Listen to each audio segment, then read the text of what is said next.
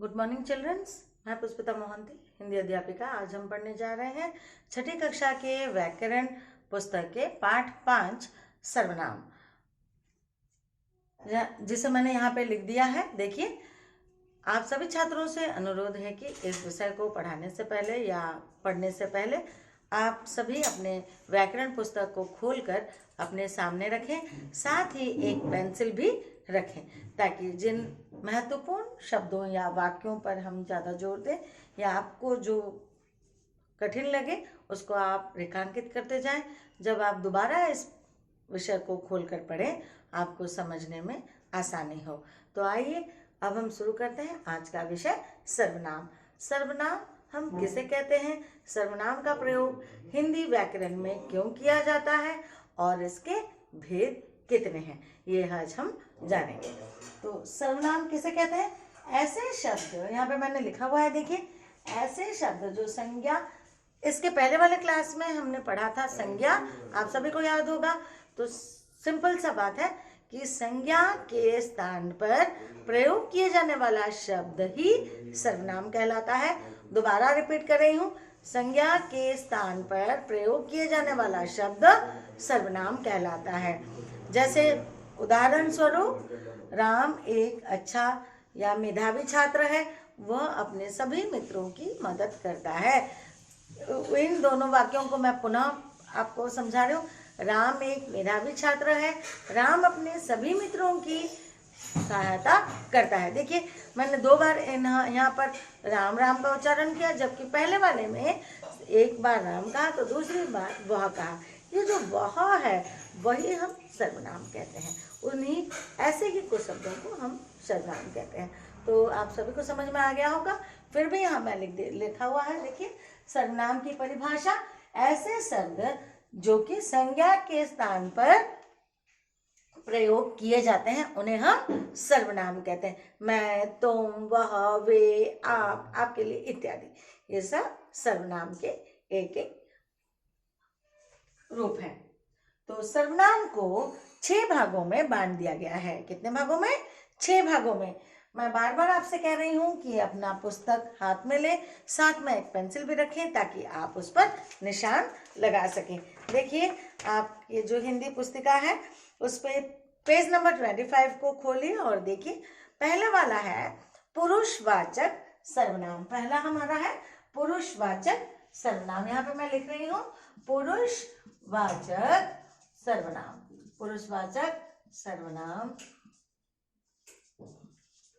Number 1। Number 2 है निश्चयवाचक सर्वनाम।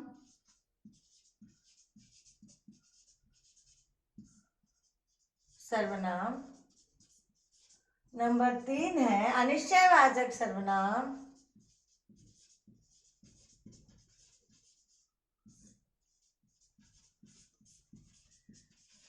Number 4 संबंधवाचक सर्वनाम।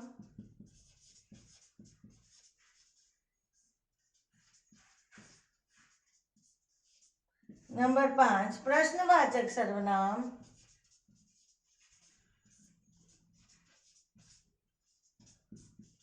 और नंबर 6 निजवाचक सर्वनाम।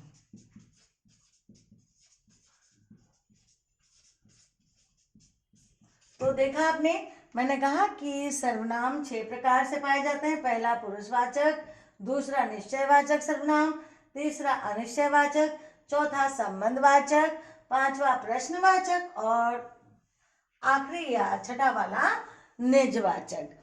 पुरुष, अब हम जानेंगे कि पुरुषवाचक सर्वनाम किसे कहते हैं। इसके लिए हमें ब्लैक बोर्ड या व्हाइट बोर्ड को सार्कलिन करना पड़ेगा।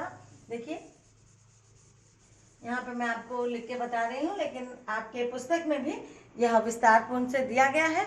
मेरे साथ साथ आप उस पर भी ध्यान देते जाएं। पुरुषवाचक सर्वनाम, जो सर्वनाम शब्द बोलने वाले, सुनने वाले और किसी अन्य के बारे में प्रयोग होता हो उसे हम पुरुषवाचक सर्वनाम कहते हैं। देखिए, यहाँ पे मैं शॉर्ट में लिख रही हूँ, बोलने वाले, सुनने वाले और कहने वाले, यानी जिसके बारे में हम बात कर रहे हैं।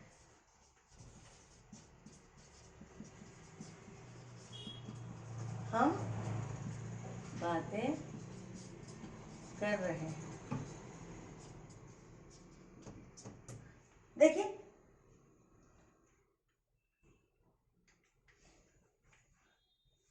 हमने यहाँ पे कहा कि पुरुषवाचक सर्वनाम उसे कहते हैं जिन शब्दों का प्रयोग हम बोलने वाले, सुनने वाले अथवा जिसके बारे में हम बात करें उसके बारे में प्रयोग करते हैं, उसे हम पुरुषवाचक सर्वनाम कहते हैं। तो बोलने वाला हमेशा मैं ही रहता है ना। अभी मैं आपसे बोल रही हूँ तो मैं ही रहूंगी, ऐसा नहीं कि आपकी जगह लिख दूं।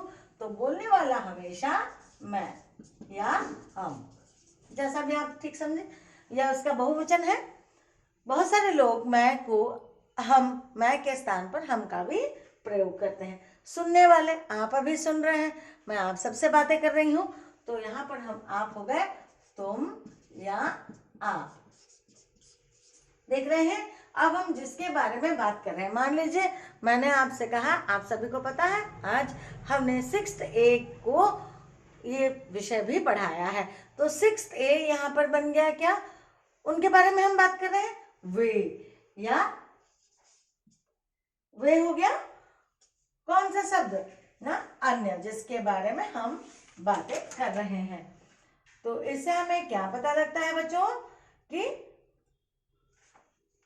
उनको या उनका जो भी है, उनको हमने पढ़ाया, उसको हमने पढ़ाया। तो इससे हमें क्या पता लगा बच्चों कि पुरुषवाचक सर्वनाम को 3 भागों में बांट दिया गया है। कौन कौन से? उत्तम पुरुष, उत्तम पुरुष, नंबर 2 मध्यम पुरुष, नंबर 3 अन्य पुरुष। तो देखा आपने कि यहाँ पर हमने क्या किया, नाम पुरुषवाचक सर्वनाम को 3 भागों में बांट दिया, उत्तम, मध्यम, अन्य। उत्तम, मध्यम, अन्य। उत्तम अर्थात मैं, जैसे मैंने कहा कि हमेशा आई एम द बेस्ट, हम कहते हैं मैं सबसे अच्छा हूं, तो यहाँ पर उत्तम पुरुष के स्थान पर हम लिख दीजिए। मध्यम पुरुष आप या तुम, जो हमने यहाँ पे लिखा है, देखिए तुम या आप, जो भी हम लिख सकते हैं। अन्य पुरुष वे, दूसरे, हम बोलते हैं थर्ड पर्सन जो है, तीसरा व्यक्ति अन्य पुरुष कहलाता है। अब हम आते हैं, मान लीजिए कैसे, अभी मैंने आपसे कहा था, थोड़ी देर पहले मैंने आपसे कहा कि मैं आज 6th A को भी पढ़ाने वाली हूँ। तो यहाँ पर मैं बन गई उत्तम पुरुष, आप बन गए मध्यम पुरुष, 6th A बन जाता है अन्य पुरुष। अगर मान लीजिए आपने तुरंत मुझसे कहा मिस 6th A को तो पढ़ा दिया गया, तो आप हो गए उत्तम पुरुष, मैं बन गई मध्यम पुरुष, फिर से 6th A बन गया अन्य पुरुष। अचानक 6th A के एक बच्चे ने आपको कॉल किया और कहा तुम्हें पता है मुझे ये चैप्टर बहुत अच्छी तरह से समझ में आया। तो 6th A का वो बच्चा बन गया उत्तम पुरुष, आप बन गए मध्यम पुरुष, आपने मुझे इस बात को सर्कुलेट किया, मैं बन गई अन्य पुरुष।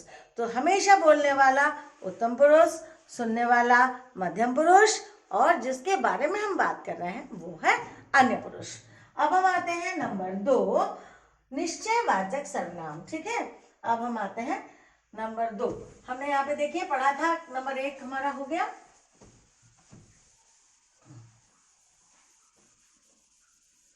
अब हम आते हैं नंबर 2, निश्चयवाचक सर्वनाम।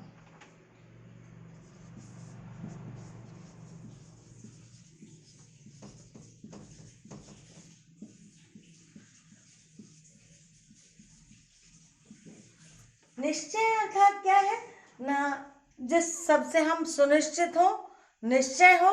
मान लीजिए आपके घर में बहुत सारे सामान पड़े हुए हैं, अचानक से एक पर आपकी नजर जाती है और आप उसको टकटके नजरों से देखते रह जाते हैं।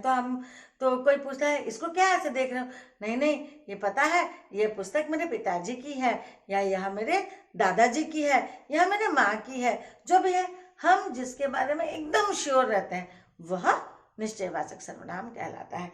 जैसे यह मेरा नहीं है बल्कि यह वाला मेरा है, तो हम सुनिश्चित है, यहाँ पर ये जो ब्लू कलर का है ये मेरा नहीं है ब्लैक वाला मेरा है। जिस शब्द से हमें किसी भी वस्तु, प्राणी आदि के सुनिश्चित होने का बोध हो उसे हम निश्चयवाचक सर्वनाम कहते हैं।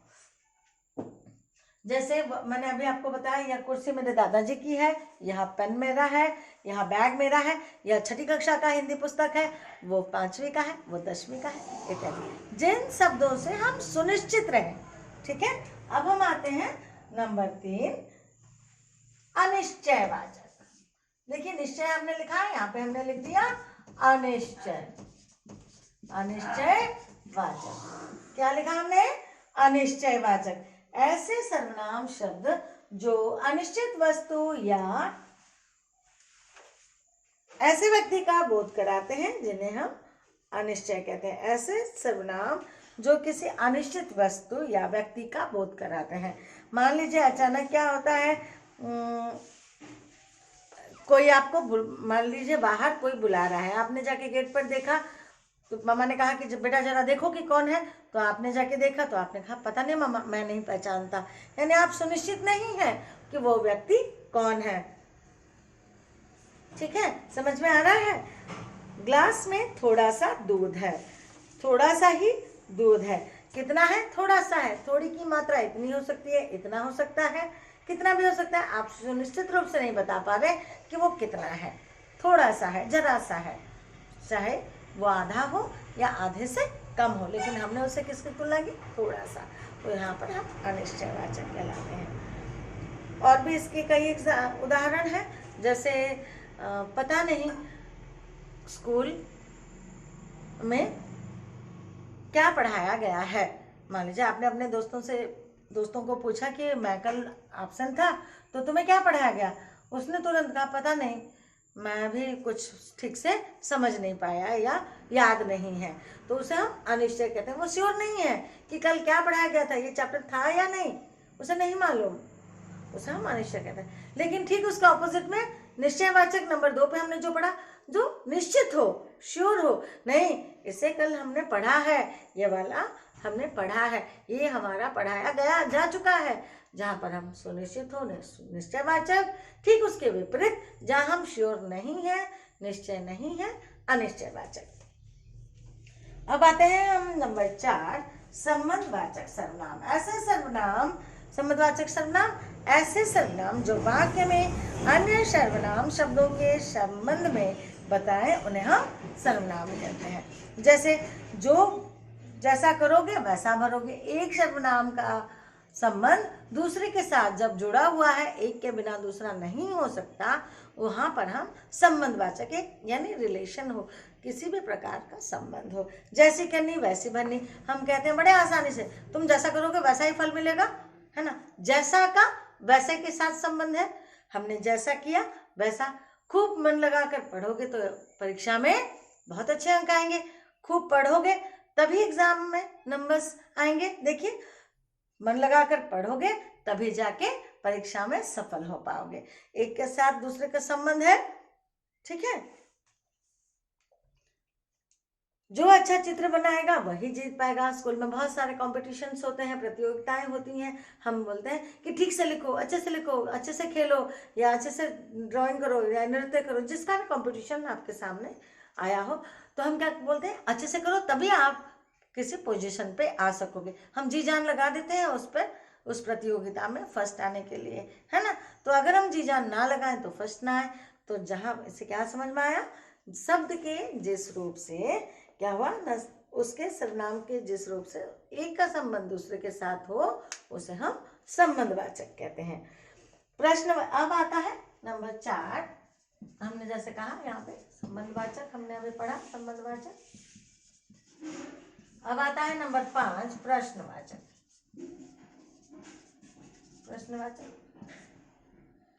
प्रश्नवाचक ऐसे सर्वनाम जो किसी व्यक्ति, वस्तु या स्थान के विषय में पूछे गए हों। ऐसे सर्वनाम जो किसी व्यक्ति, वस्तु, स्थान के बारे में प्रश्न करते हो यानी पूछे गए हो, उन्हें हम प्रश्नवाचक सर्वनाम कहते हैं। थोड़ी देर पहले मैंने कहा था ये किसका पेन है, यह मेरा नहीं है। वह कौन आया है, कौन बुला रहा है, क्यों आया है, यह पुस्तक किसकी है, हम कब आपके घर आ सकते हैं, मैं पढ़ने कितने बजे आऊँ, वगैरह वगैरह, कब, क्यों, कितने बजे, कौन आया, तो ये सभी प्रश्न को दर्शाते हैं। तो क्या समझ में आया हमें ना, जिन, देखिए पुस्तक में ध्यान दीजिए पेज नंबर 26, ऐसे सर्वनाम शब्द जो किसी व्यक्ति, वस्तु, स्थान के बारे में प्रश्न पूछते हो या करते हो, उन्हें हम प्रश्नवाचक सर्वनाम कहते हैं। उदाहरण पर, खिड़की से कौन झांक रहा है, वह क्या खा रहा है, तुम्हारे हाथ में क्या है, मान ले लड्डू कहाँ छिपा रखे हैं, आप कब आए, पिताजी कहाँ गए हैं, इत्यादि। अब हम आते हैं निजवाचक सर्वनाम। कौन सा, निजवाचक। निजवाचक, निज माने अपना, निजवाचक सर्वनाम अर्थात अपने लिए हम जिन सर्वनामों का प्रयोग करते हैं, अब तक हम दूसरों के लिए करते आ रहे थे, अब हम देखेंगे जिन सर्वनामों का प्रयोग हम अपने लिए करते हैं उन्हें हम निजवाचक सर्वनाम कहते हैं। जैसे मैं अपने आप ही अपना होमवर्क करता हूँ, मैं अपने आप अपना होमवर्क करता हूँ। माँ ने आज स्वयं मेरे लिए एक केक बनाया, स्वयं बनाया माँ ने, देख रहे हैं। तो यहाँ पे अपने आप, स्वयं इत्यादि क्या है, निजवाचक सर्वनाम है। कोई बात नहीं, मैं खुद कर लूँगा, हम कहते हैं कभी कभी। आप जब स्कूल से जाते हैं, माँ थकी हुई होती है, तो आपने कहा कि मम्मा कोई बात नहीं, आप आराम कीजिए, मैं खुद ही खाना ले लूँगा। खुद, खुद माने स्वयं। तो यहाँ पर आज हमने क्या जाना ना, संज्ञा के स्थान पर प्रयोग किए जाने वाले शब्द ही सर्वनाम कहलाते हैं। शब्द का प्रयोग हम वाक्यों को सहज और रोचक या सुंदर बनाने के लिए करते हैं। सर्वनाम को 6 भागों में बांट दिया गया, निजवाचक, व्यक्तिवाचक, नंबर यहाँ पे है, नंबर 1 क्या था, व्यक्तिवाचक,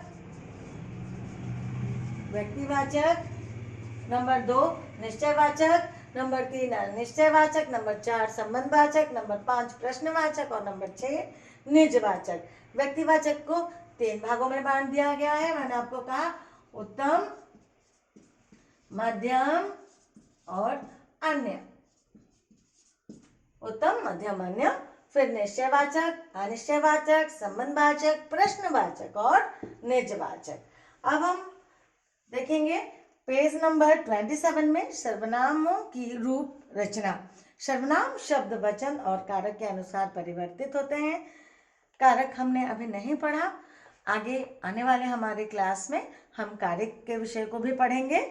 आप केवल अभी ये जाने कि इनका एक वचन का रूप और बहुवचन का, वह, उसने, वे, उन्होंने, उसे, उसको, उन्हें, उनको, उससे, उसके द्वारा, उनसे, उनके द्वारा, उसके लिए, उसको, उनके लिए, उनको, उससे, उनसे, उसका, उसकी, उसके, उनका, उनकी, उनके, उसमें, उस पर, उनमें, उन पर। देखिए यहाँ पर एक जगह एक वचन है तो दूसरे कॉलम में बहुवचन है।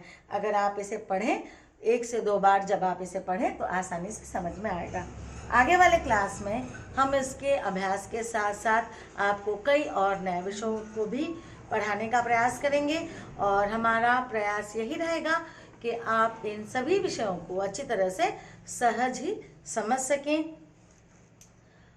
आपके मेरे द्वारा भेजे गए कुछ लिंक में, जो आपको मैं हमेशा भेजती आ रही हूँ प्रश्नोत्तरों में, या हम जिन लिंक के सहारे आप तक प्रश्नोत्तर को पहुंचाने का प्रयास कर रहे हैं, उसमें मेरा फ़ोन नंबर भी दिया गया है। अगर आपको इस विषय में जानने की कहीं पर भी दिक्कत होती हो या परेशानी होती हो तो आप बेहिचक हमसे कॉल करके उसका समाधान पूछ सकते हैं। लेकिन आपसे एक अनुरोध है कि आप बेवजह इस कॉल ना करें।